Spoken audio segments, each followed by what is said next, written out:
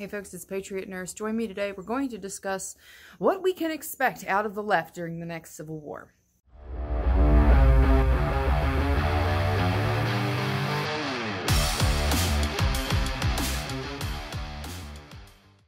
So I saw an article recently, I'm sure y'all did too, in which essentially 7 out of 10 people in the United States recognize that a civil war is coming. I'm not happy about this.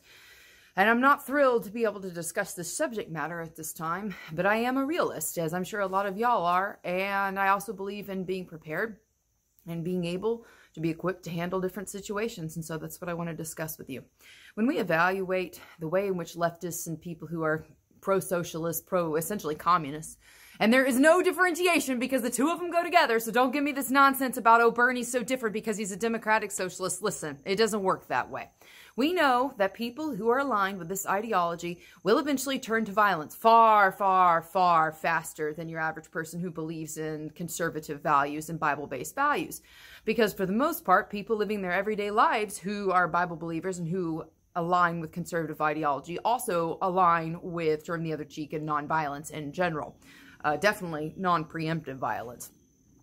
So when we look at the left and we look at who their founding fathers are in contrast to the founding fathers of our republic here in the United States, the contrast could not be starker. When we look at men like Jefferson, Madison, Franklin, Adams, these are men who, regardless of their particular inflection on the Word of God or the way in which they viewed and interpreted the Word of God, they still essentially believed that the God of the Bible was God and that there were laws to live by that were ensconced in the Bible. And those laws, of course, sprang forth and helped us develop the laws which we have here in the United States. When we look at the founding fathers of the left, we look at men like Marx, Lenin, Trotsky, and then, of course, you know, their inheritors when you look at Stalin, and let's go right on down the list of ruthless dictators. But the commonality is that these people, these leftists, these communists, these socialists, before they got into power, oh yeah, by the way, Hitler was another one of them, National Socialism, Nazi, National Socialism. All of these people utilized violence and terrorism in order to accomplish their great and glorious plans of bringing the world into a glorious socialist revolution, okay? One of the ways in which they did this was to utilize terrorism and especially bombings in order to do this. And so the reason why I am focusing on this with you all and this recounting of history is that we know these people are very non-creative, okay? They recycle the same failed ideas, whether it's on television or whether it's in advocacy of public policy, and especially in the way in which they seek to accomplish their glorious socialist revolutions. They will eventually turn to violence. They have already done this, as we have seen with Antifa, but they haven't achieved the rate and speed of change which they desired, which is why they are attempting to overthrow the president, a duly elected official, via a secret hearing to establish impeachment articles right now.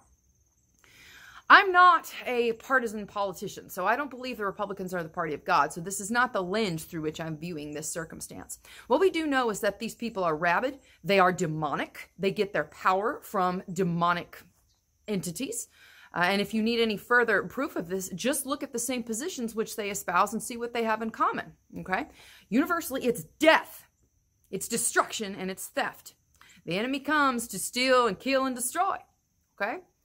So when I look at what they do and how they do it throughout history, and even in this country in 1919, granted it was anarchist terrorism, but they will use explosives in order to accomplish their reign of terror. So what they do is they go to different places and they utilize violence and they utilize terrorism and they utilize the tactics and the technology of the day to most effectively do this, to scare people, to strike the sheep, and then they'll scatter and then they'll go to whatever seems powerful and somewhat protective at the time, which of course brings in tyrannical and totalitarian governments.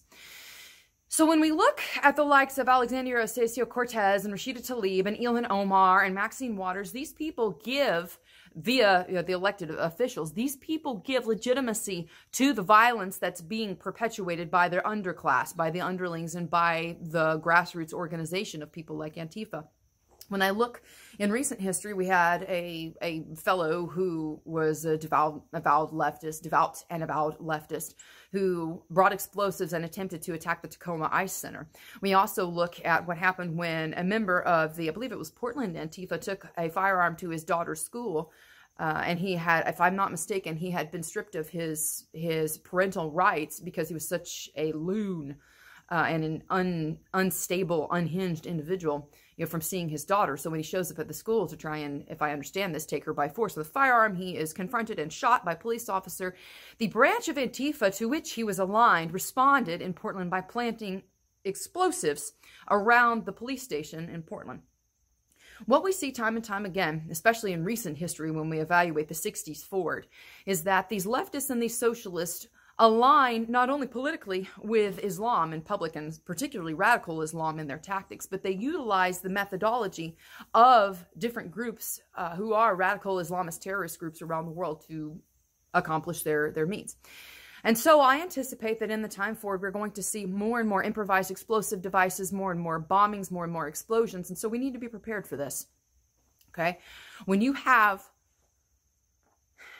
documented historical proof of these different groups, and this goes back, guys, like I could go right on down the list with Bulgaria, with Vietnam, with Russia, with all like the Soviet republics, Chechnya, there's another one, that's a really good one, and you know, all throughout South America, Central and South America, Rhodesia, South Africa.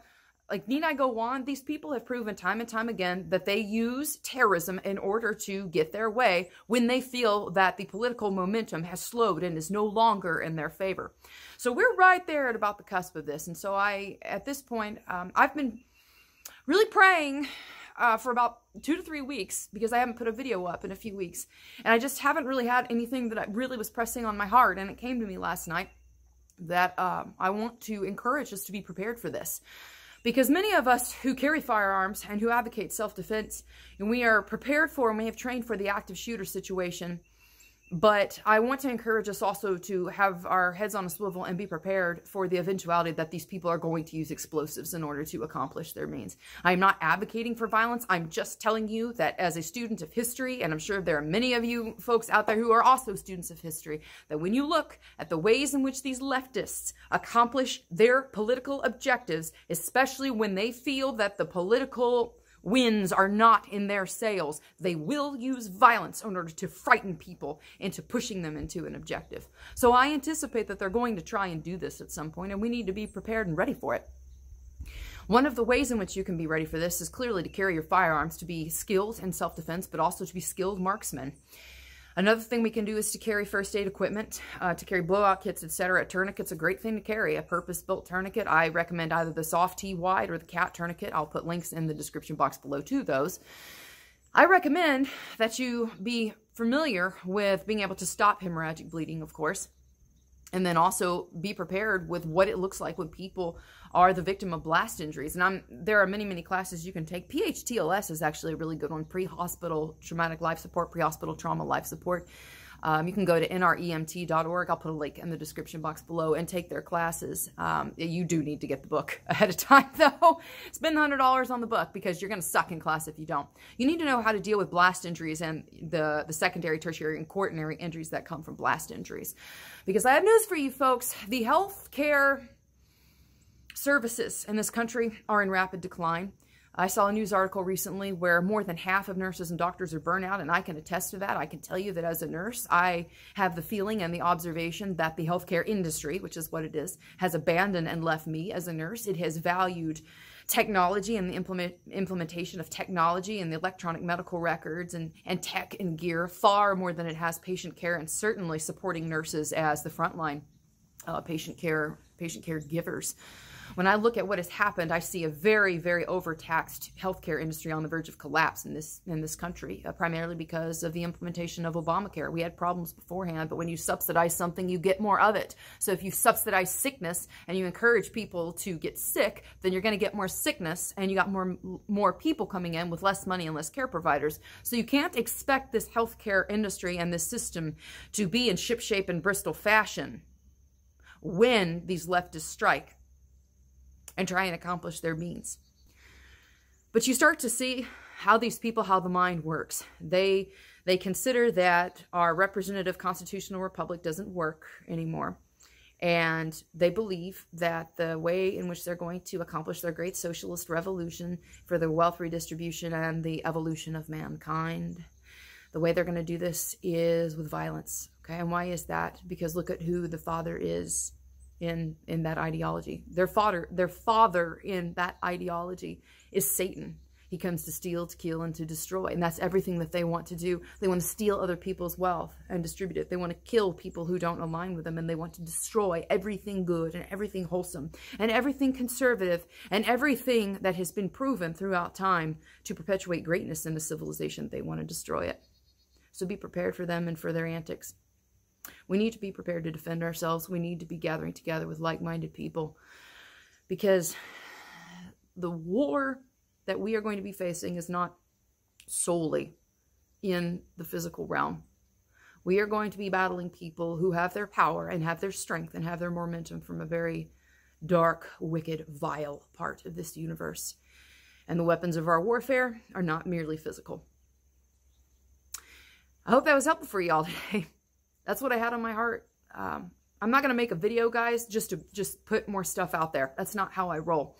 And if I have something to say, I'm gonna say it to you. And if I don't have anything to say, I'm not just gonna make a video for the sake of making a video. I'm past that. We are past that.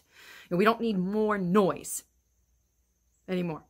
We don't need more noise. We don't need more news articles that just reinforce helplessness.